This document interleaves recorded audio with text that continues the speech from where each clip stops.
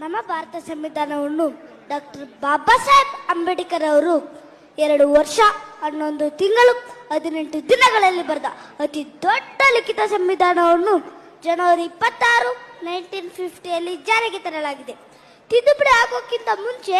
22 ಅಧ್ಯಾಯ, 395 ವಿಧಿಗಳು, 8 ಅನುಸೂಚಿಗಳಿತ್ತು. ಈಗ ಹಲವಾರು ತಿದ್ದುಪಡಿಗಳಾದ ನಂತರ 25 ಅಧ್ಯಾಯ, 448 ವಿಧಿಗಳು, 12 ಅನುಸೂಚಿಗಳಾಗಿದೆ. ಆ 22 ಅಧ್ಯಾಯಗಳಾವಪ್ಪ ಅಂದ್ರೆ ಭಾಗ 1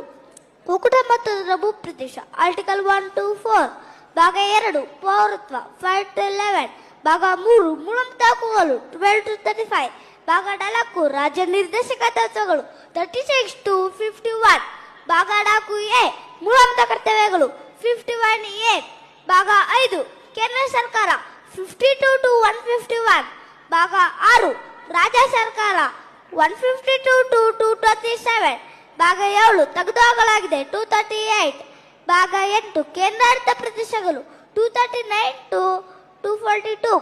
ಭಾಗ 9 ಪಂಚಾಯತಿಗಳು ಮತ್ತು ಮುನ್ಸಿಪಾಲಿಟಿಗಳು 243, ಭಾಗ 10 ಅನುಸೂಚಿತ ಮತ್ತು ಬುಡಕಟ್ಟು ಪ್ರದೇಶಗಳು 244,